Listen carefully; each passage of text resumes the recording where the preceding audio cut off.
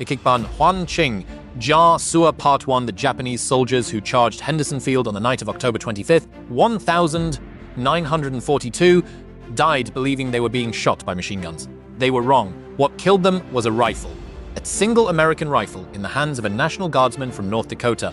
A rifle their own commanders had never told them existed. A rifle the United States Army had officially declared 3 years earlier to be a mistake. 48,000 had already been built when the mistake was admitted on paper with signatures in a small office in Washington's D.C. No other army in the world would have done what the United States Army did next. And what they did in the fall of 1939, while Hitler was carving up Poland, is the reason the Japanese Empire lost the ground war in the Pacific. This is the story of the mistake that made the M1 Garand the most feared rifle in the Pacific, and of the second mistake, the one nobody ever fixed because nobody ever needed to. Both mistakes have names, both have dates, both have men who signed their names to them. One of those men never fired a shot in the war. His signature killed more Japanese soldiers than any general in the Pacific. Let me take you back to where it started. October 13th, 1942, Lunga Point, Guadalcanal. The waves ran green and warm that morning. A young soldier from North Dakota stepped off the ramp of a landing craft into ankle-deep salt water. He carried a wooden crate on his shoulder. Inside the crate, packed in cosmoline, were rifles. Oil, wax paper, He had never fired one of them in combat. Neither had any man in his regiment. He was a farm boy, National Guard. His name has been lost to the paperwork of a war that would consume 16 million American men, but his face on that beach was recorded by another man watching from further up the shoreline. That man was First Lieutenant John B. George of the 132nd Infantry Regiment, Illinois National Guard. Before the war, George had been the youngest man ever to win the Illinois State 1,000-yard rifle championship. He would later serve with Merrill's Marauders in the jungles of Burma. He would come home. He would write a book called Shots Fired in Anger. You will hear his voice again before this story ends. But the men who mattered most in that first moment were not on the beach. They were in the tree line, the Marines. They had been on the island for 67 days. 67 days of malaria, 67 days of jungle rot, 67 days of watching their own navy sail away before all the food was ashore. They had buried men they had known since San Diego. They had eaten captured Japanese rice with maggots in it. On the night of August 21st, they had stopped Colonel Kiyonao Ichiki and nearly 900 of his soldiers on the sand of the Tenaru River. They had done it with bolt-action Springfield rifles, the same rifles their fathers had carried in the Argonne in 1918. And when the first Marine saw what came out of that crate, his face did something the young soldier from North Dakota never forgot. It was not gratitude, it was closer to envy. 12 nights later, 3,000 Japanese soldiers of Lieutenant General Harukichi Hayakutaki's 17th Army would throw themselves against the eastern perimeter of Henderson Field. They would die in ways their doctrine had no word for. But we are getting ahead of the story, because the rifle that came off that landing craft, the rifle that was about to change the mathematics of the Pacific War, had almost never made it into that crate at all. The first version had been wrong, officially wrong. By the United States Army's own written admission, the original design had been a mistake. The man who designed the rifle had spent the years before Pearl Harbor tearing apart his own work while Hitler annexed Czechoslovakia. To understand why, we have to go back 34 years. To a French-Canadian boy sweeping floors in a Connecticut textile mill. Jean Cantius Garand was born on January 1st, 1888. Saint-Rémy, Quebec, a farm, 12 children, 6 boys, 6 girls. Jean was somewhere in the middle. His mother died in 1899 when he was 11 years old. His father took what was left of the family south across the border into Connecticut, into a mill town called Jewett City. The children went to work. The boy who would design the rifle of the American century learned English while pushing a broom across the wooden floor of a textile mill. He was writing his name as John by then. The French had been left behind with his mother in the Quebec dirt. He stopped attending school at 12 years old. The man who would build the greatest infantry weapon of the Second World War stopped being a student before most children today have finished middle school. What he had instead was a gun club, a small one near the family's house. The members left their target rifles at the Garand home between matches. John taught himself to shoot in the yard. He taught himself to think about mechanisms by taking clocks apart on the kitchen table. In 1909, he apprenticed as a machinist at Brown & Sharp in Providence, Rhode Island. At night, he took correspondence courses in engineering. By day, he cut metal. By 1917, when the United States War Department put out bids for a light machine gun design, the man without a high school education submitted plans the government actually bought. On November 4th, 1919, he reported for work as a consulting engineer at Springfield Armory in Massachusetts. He would walk through those gates every working day for the next 34 years. His assignment, in the flat institutional language the Ordnance Department preferred, was this: designed a self-loading infantry rifle to replace the bolt-action Springfield Model 1903. Nobody had ever built a successful one for a major army. The British had tried, the French had tried. The Germans were trying. The 0.36 cartridge, with its enormous chamber pressure, had defeated every serious prototype on 3 continents. 15 years of work followed. Failures, small progress, failure again. A civil service salary that never made Garand a rich man. He patented the basic action in 934.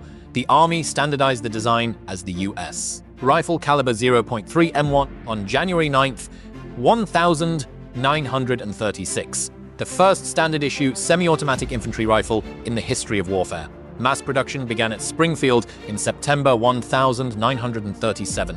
10 rifles per day, 945 in all of 1937, while Europe slid toward war. And then, as the first units began carrying the M1 into field exercises, something began to go wrong. The original design used a system engineers called the gas trap.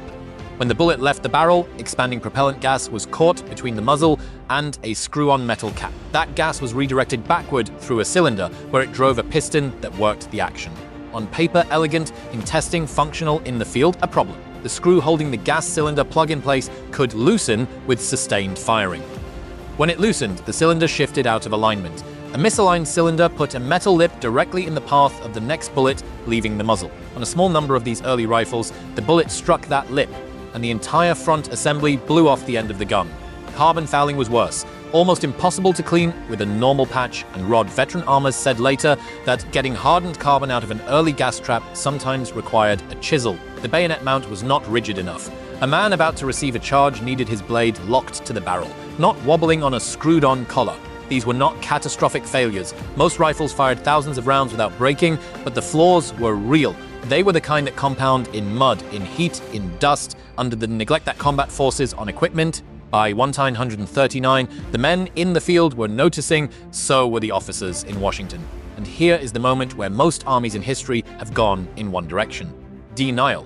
Nobody wants to admit that the new wonder weapon, the one the peacetime budget was fought for, the one already coming off the assembly line, is not what was promised. In 1939, with Poland burning, the political math pointed one way: keep building, ship what you have, hope the flaw does not matter. The Japanese Arisaka had flaws, the German Mauser had flaws, the Soviet Mosin Nagant had flaws. Flaws did not decide the war.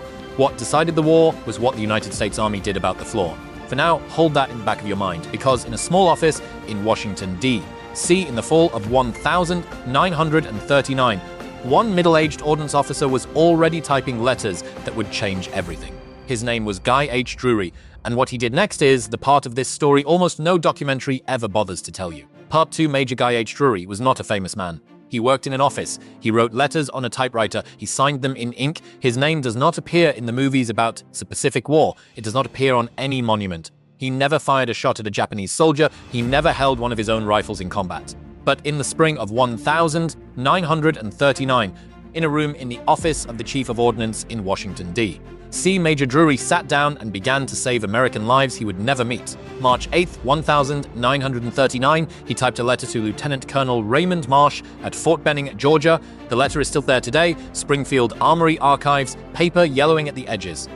Ink faded. Almost nobody outside a small circle of M1 collectors and military historians has ever read it. The letter described something Drury and John Garand had been quietly working on for months. A new front end. The gas trap was out. In its place, Garand had designed something simpler, a single hole drilled directly into the barrel, near the muzzle.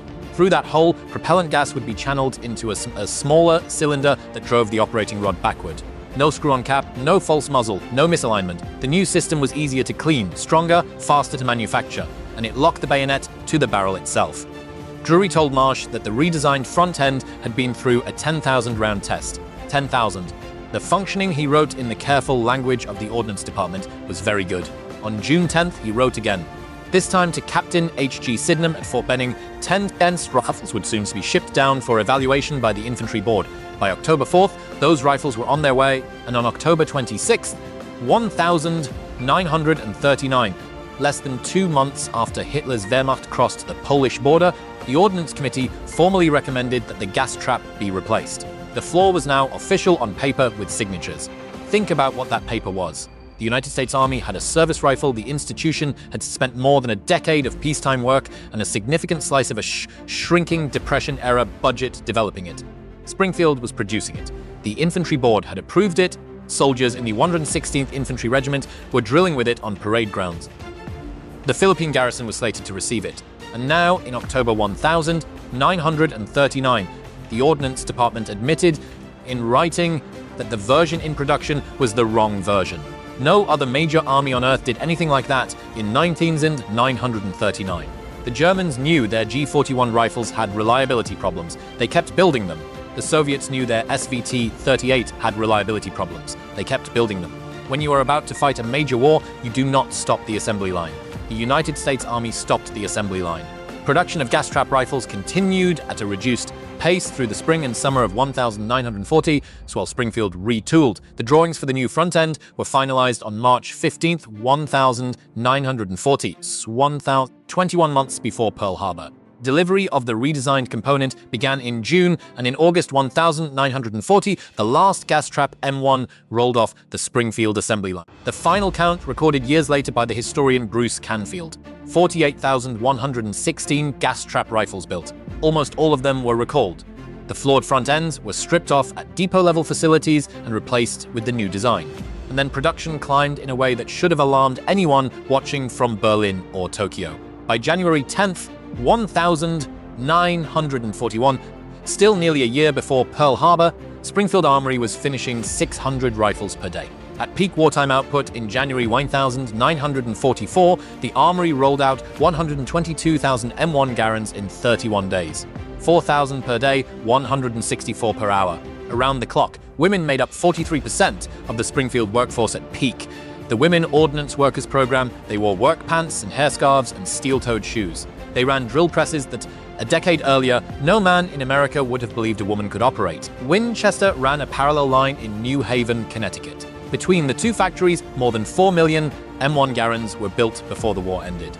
And every single one of them, every rifle that would fire at a German at Anzio or a Japanese soldier at Saipan, every rifle that would be pried from the cold hands of American boys on the beach at Tarawa had the redesigned front end. That is the link in the causal chain that almost no documentary ever bothers to explain. The gas trap itself was a piece of metal almost no combat soldier ever held. What made the weapon feared was the paper, the signature. The willingness of a peacetime bureaucracy to stop a production line to fix something that was genuinely broken. To admit on paper that the existing design was wrong. To send a corrected version out the door, knowing it would be the one that fought the war. If Drury had not written those letters in 1939, if the Ordnance Committee had not signed off in October, if Springfield had kept building gas traps through 1941 and into the war, the United States Army had treated its mistake the way most armies of that century treated theirs. Then what the 164th Infantry carried ashore at Lunga Point in October 1942 would have been a very different weapon. Carbon-fouled, bayonets wobbling, the occasional gas cylinder blowing off the muzzle in the middle of a firefight. And the Banzai charge would have looked different against it. But the Marines who watched the crates come ashore that day did not know any of this yet. Because as far as the United States Marine Corps was concerned, so in the autumn of 1942, the M1 Garand was still an untrustworthy weapon. The Corps had been offered the rifle. The Corps had run its own tests, November 1940. The Marine Board tested the M1 alongside the Pedersen, the Johnson, and a Winchester semi-automatic prototype. The board's conclusion was cautious. Under favorable conditions, they wrote, the M1 was superior to the bolt-action Springfield. Under severe conditions, the board was not ready to recommend it. And in the vocabulary of the Marine Corps, amphibious operations were severe conditions. The board's mud test was published. The Springfield could still be operated by hand after being dunked in light consistency mud. The M1 dunked in the same mud would not function, and the longer a man tried to work the bolt manually, the harder it became. Time magazine picked up the story in March 1941. The headline read, "Army Report on the Garand." The article described the Marine findings as a grave indictment of Rifles Moll's dependability. That was the public record. That was what every Marine who landed at Guadalcanal in August 1942 had been told about the new Army rifle. branch of the American military that was about to fight the entire ground war in the Pacific had rejected the weapon that would fight it for them. Which brings us back to a beach. August 7th, 1942, 1st Marine Division came ashore on Guadalcanal almost unopposed. They captured a half-built Japanese airfield and named it Henderson Field after a Marine pilot killed at Midway. And then they watched their own transports pull anchor and sail away before half the supplies were on the sand.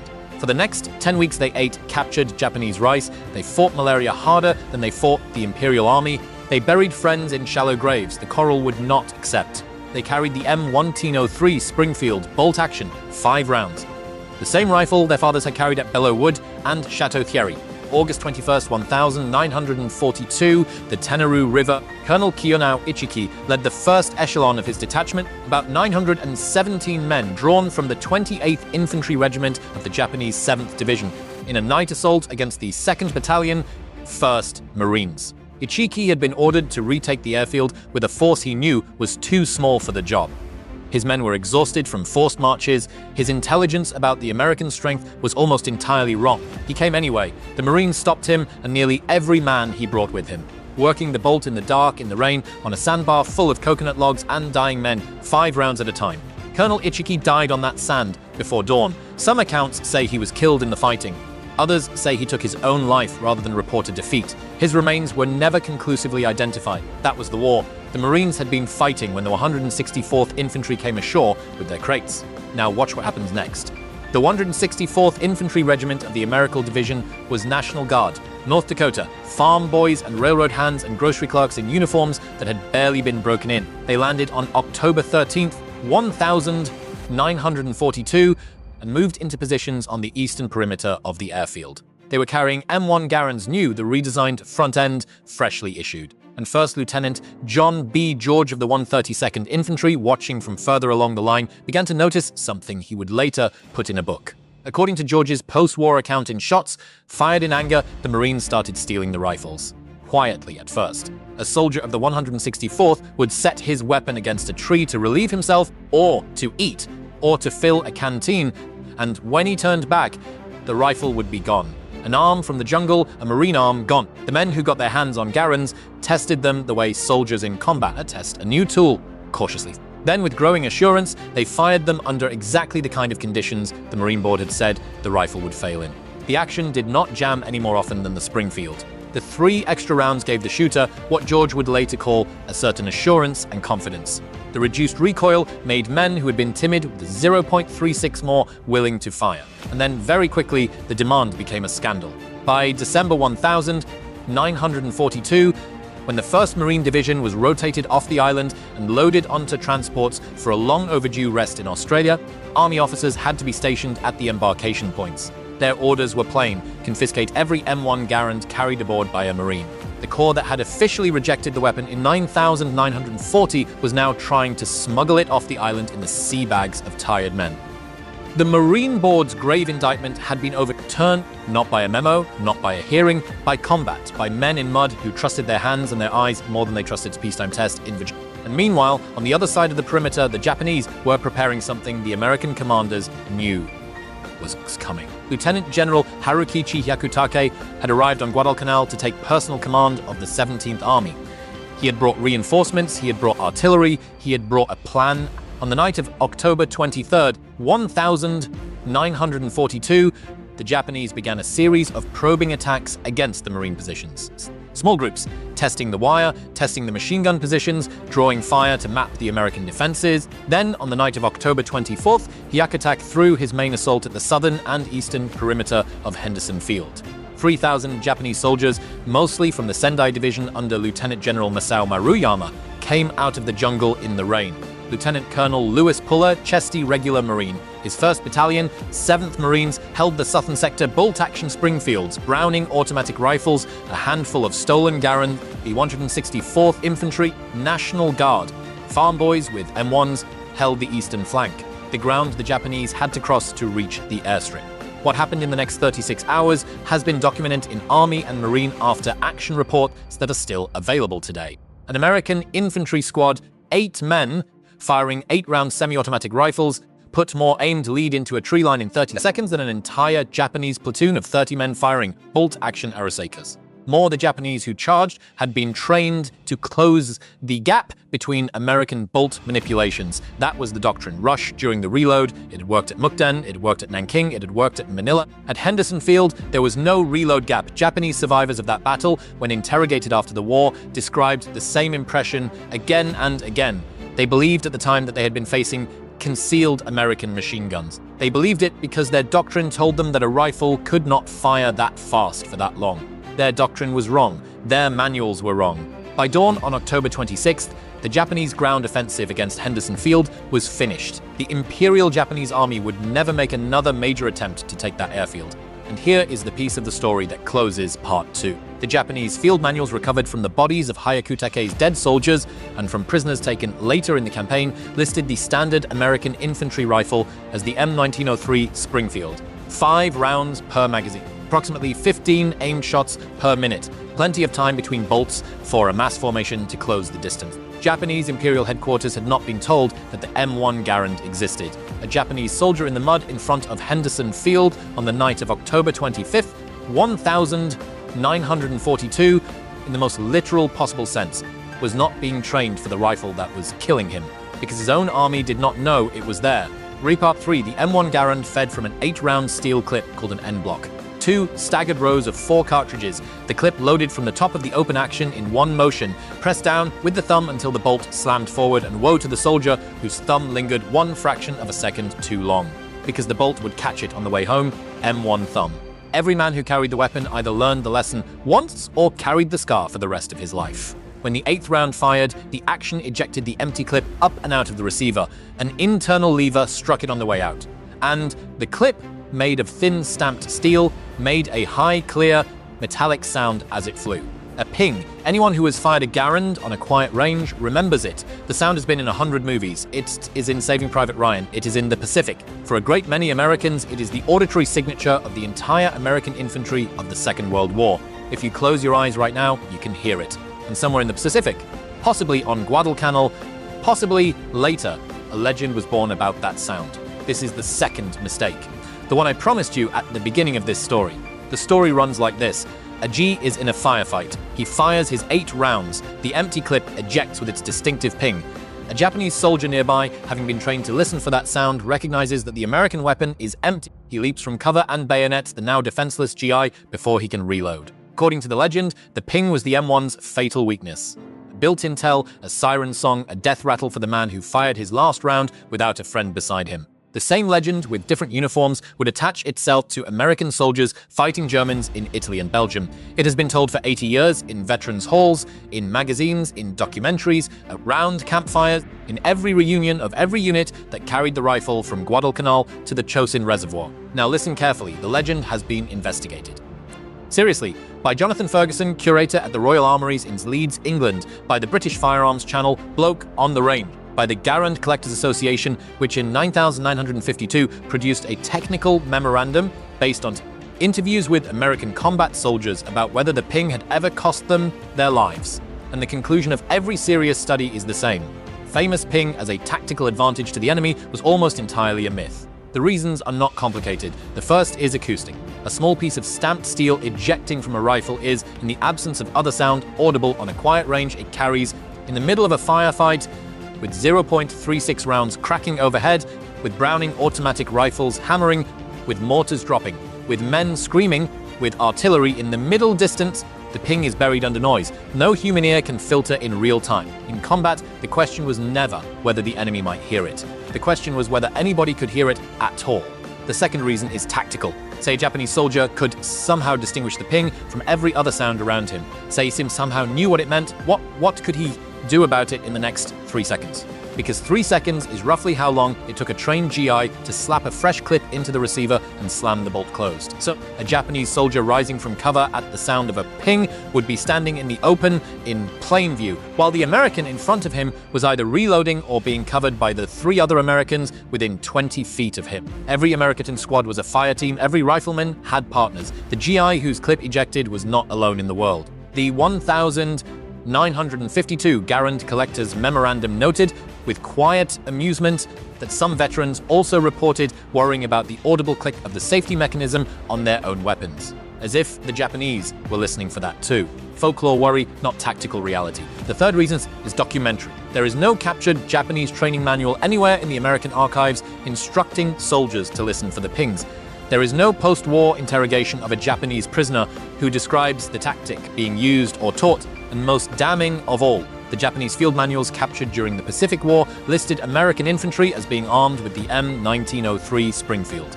A Japanese soldier in 1942 was not listening for an M1 ping because his training did not tell him the M1 existed. He was listening for the click of a bolt action. He heard something else. And yet the legend persists. 80 years on, every documentary about the Garand devotes time to it. Many veterans, when asked, will admit they used to be a little careful about firing that last round. Not because they had proof the Japanese were listening, but because in the long, paranoid quiet of jungle combat, a man counts every variable that might be against him still, even the ones that are not real. Now think back. The first mistake in this story was the gas trap. It was real. The United States Army documented it, recalled 48,000 rifles, fixed it before the war began. The second mistake was the ping. It was imagined, soldiers worried about it, folklore amplified it, Hollywood preserved it, and the Army never tried to fix it. There was no project to redesign the N-block clip, no special order to muffle the ejection, no test board convened to study whether the sound could be dampened. The Army simply lived with it. Why? Because the difference between the two mistakes was the difference between a problem that mattered and a problem that did not. The gas trap broke rifles. The ping broke nothing. It frightened soldiers more than it ever killed them. The institution that had been willing to stop a production line in 1939 to fix something genuinely wrong was also willing in 1942 and 1943 and 1944 to ignore something that was not wrong at all. That is a kind of institutional discipline that does not get written about in the history of any other major army of the 20th century. The United States Ordnance Department, almost alone among its peers, learned to tell the difference between a flaw to address and a flaw to wave off. Now, the rifle that came out of that discipline had work to do. August 17th, 1942, Makin Atoll in the Gilbert Islands. Lieutenant Colonel Evans Carlston of the 2nd Marine Raider Battalion landed from the submarines Nautilus and Argonaut on a raid intended to draw Japanese attention away from Guadalcanal. The raiders, unusually for Marines at that point in the war, were carrying Garands. The Japanese defenders, after their machine guns were knocked out, did what doctrine told them to do. They formed up, they charged with rifles and swords. They were stopped by rapid, accurate fire from Garands, Thompson's submachine guns, and Browning automatic rifles. They regrouped, they charged again, they were stopped again. The Banzai charge would never work at the scale Japanese doctrine had imagined, not against American infantry with semi-automatic rifles. John B. George would later record in shots fired in anger one specific engagement from his own experience. Fixes 2 American soldiers facing a single Japanese soldier charging with a bayonet. The 2 GIs pointed their Garands at his chest, pumped the triggers. Both clips were ringingly ejected from the receivers. 16 rounds of 0.36 at point-blank range in the span of a few heartbeats. George notes with the precision of a marksman writing about other marksmen that the continued fire was not hysteria, it was not waste. The charging soldier, in George's judgment, was alive and dangerous. Until perhaps the last 2 rounds were fired.